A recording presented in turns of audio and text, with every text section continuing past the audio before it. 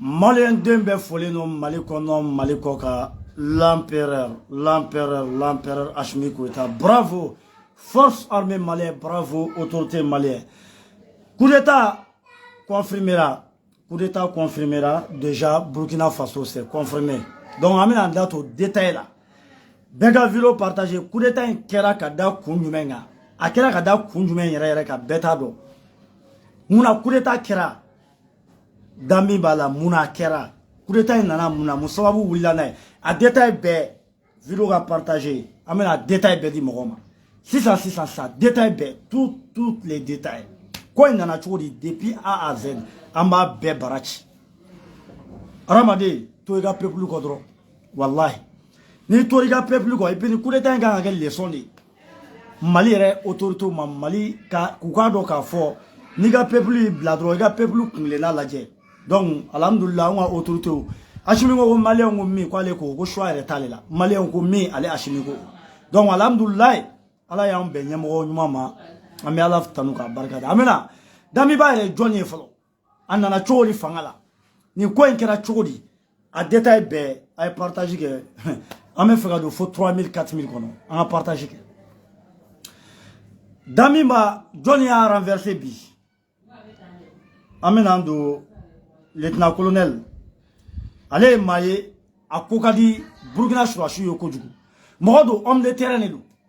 Uga yorote fronté ama erebelu ama jadisu kele yoro mina Burkina fenna beba don. Chemindo homme de terrain edu. Emmanuel Zokrana. Emmanuel Zokrana. C'est l'homme du terrain. Hachimbe chogo chogo. Caractère fait Hachimina. Au caractère kele nebe chela.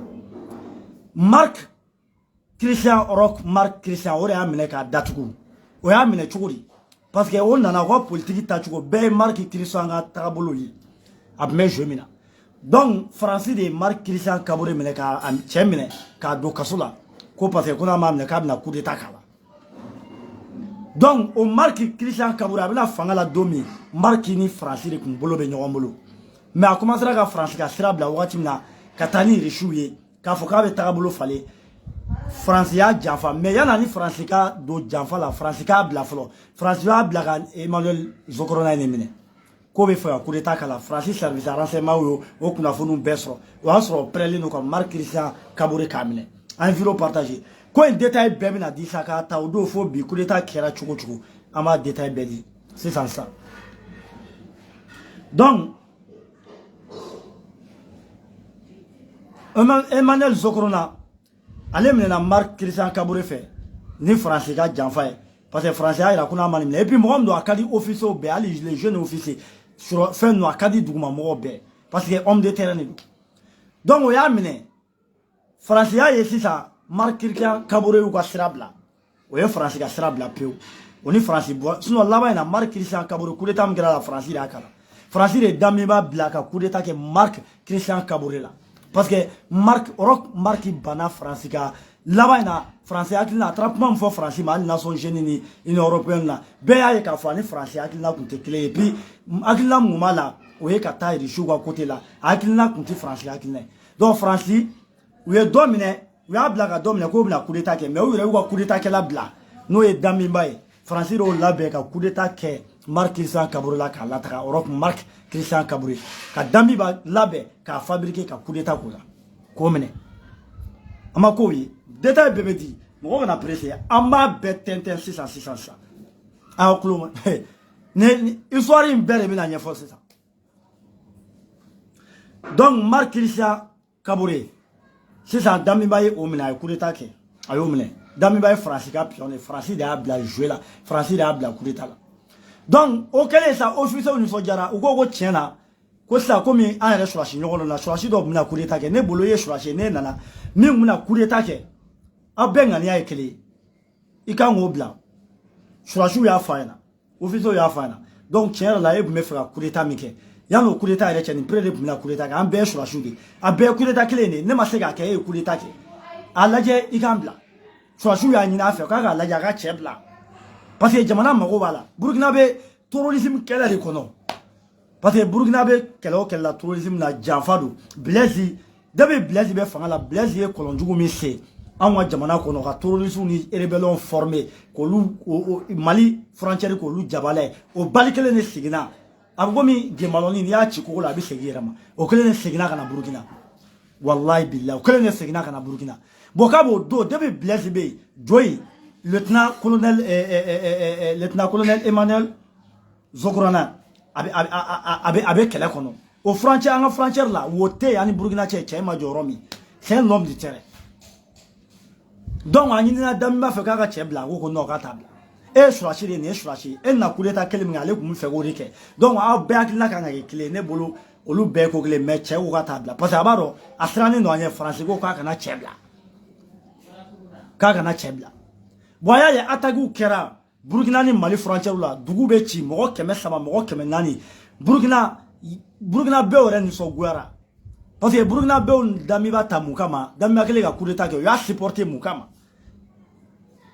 Hachimi bɛ ka min ɲɔgɔnna kɛ bi Mali bɛ ka wuli ka jɔ Burukina bɛɛ y'a laɲini u k'u bolo di régime ma pour que nin djihadiste ni terroriste min b'u da la ka se ka ban mais ale bɛ ka Faransi lamɛn a n'a ka peuple tɛ ɲɔgɔn fɛ et puis Mali o de la Hachimi ma sɔn ka tigɛ minɛ a ye raison ye bi Hachimi bɛ nin bɛɛ kalama Hachimi a nana ye Hachimi ma sɔn ka tigɛ minɛ ale kɔfɛ président minnu nana a y'a lajɛ hali kunu Hachimi taara mɔgɔw kunbɛn a y'u tigɛ minɛ mais mun Hachimi ma Damiba tigɛ minɛ parce que c'est un pion de la France. C'est un pion de la France. Hachimi m'a don, Hachimi klale, Hachimi be ane, abe kulubaya, ate machi. Mais Hachimi klale no ni bela, be dossier babu. Wallahi. Abaro ka fo France ka pion, abaro check karale no. Kali koreke mo be ali utiga empoisonné ka di mo ma. Check karale no ka ko beke. Hachimi nda do dana mo te. Il joue avec la France. Ore kama Hachimi ngo ka Hachimi so nga tege do chebulu. Hachimi ngo ka ta tege mene. Damiba.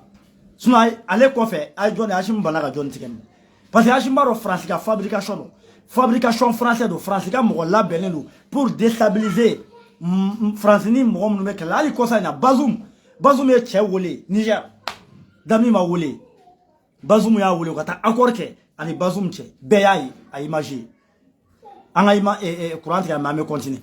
Be image Chani Bazoum tara accord doke ko pour que ko je Niger ni Burkina frontière nous go sécuriser ka dabri Mali tala Damiba kele Niger ay ta droit ga do information on abay Mali ay Mali janfa ate Mali ko la ani France ka pion donc ay banga chebla amna détail do ma coup d'état nana chugo mina bi amba détail betente sa ga dauma donc o don kuna shina ngoro Burkina dugu do be ani Burkina frontière la mo keme flani don ne sara dugu be ga ci Chere ito kasola.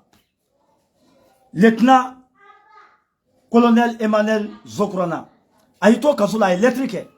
A électrique a ya di. A ya ci président ma Damiba ma. Ako jamana beni wati minani. Eta mina ne plasite kasoe. Ne keleke chedi. Ne homme de terrain ni. Mbla ngata kelenke. Ngata kelemba. Ayo lettre dugo me ala bisaga kola. Lettre tarabi official bolo. Moi ye lettre do téléphone ngono Surasi demsonu ya chichi nyogoma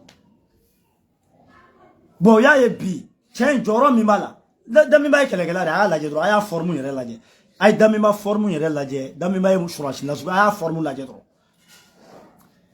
Surasi officier ou fait un bi mo bolo ye lettre u chichi nyogoma téléphone na ka fo ne chega lettre fle lieutenant colonel Zokorana ka fo Surasi mbalma Surasi be kelela obuka sa Burkina Faso bugasa faso do bugasa ni wati ne placé kasoboye ne placé forone labo ngata jamana libéré tiago ka tala bon lettre mi kera Surasuro lettre chichi nyogoma Surasi demsenu ko lettre chichi nyogoma uye nyogonya ka biaka kafo vrai passer bébé chendo billahi Hachimi be chogo caractère me Hachimi na mafo ka be ngana Hachimi be kelene mais caractère mala chete dore do ni kelete ko abe terrain ni do avec terrain et don ore aka bare avec quelques terrain on ka frontière te kalema wuli Burkina kono rebellion nuni jadisi munna kama opération nge bebado et bien akoko di official be akoko di Surasi demsonu be donc Surasi demsonu ne nyogonye ke lettre ni chichira nyogoma nyogon tata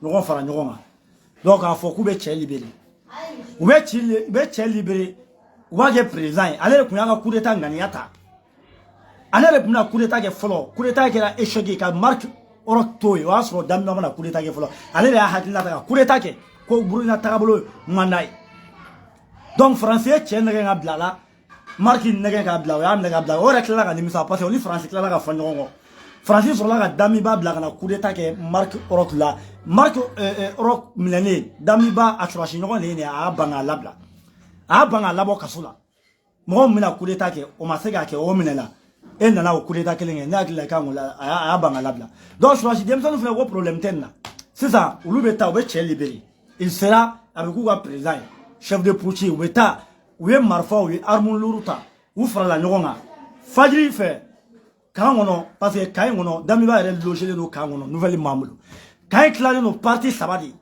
agom kan saba nyongo lebe agom côté dobe français obi doba la ko damiba est bolla ka to côté là quand parti dobe damiba be quand parti dobe oye office officier warawi oye slash warawi mais Emmanuel Zokrona ale kanumagaw de ka canye no an gomi surashi bɛɛ fara la ɲɔgɔn kan a berewo a vɛnwo a jakɔr bɛɛ fara la ɲɔgɔn kan k'a lajɛ u ye fɛn labɛn matériel labɛn u ye kulu labɛn ka taa ka cɛ labɔ kaso la k'a libéré ka taa téléso minɛ ka téléso bɛɛ tigɛ donc u bɛ ka président de ɲini fɔlɔ yanni u ka bɔ ka na déclaration kɛ yanni déclaration ka na kɛ fɔlɔ an b'o moment de la damiba bɛ yɔrɔ jumɛn u b'u ka ɲini de dɔw ko ka a minɛna an ye information min sɔrɔ ko k'u y'a minɛ k'u ye tigɛ k'a la ka ban ani mɔgɔ ani ɲɛmɔgɔ dɔw u ye dɔw tɔgɔ fɔ an ɲɛna k'u ye tigɛ kɛ a n'o la donc siga tɛ min na nouvel homme fort c'est Emmanuel an bɛna photo yira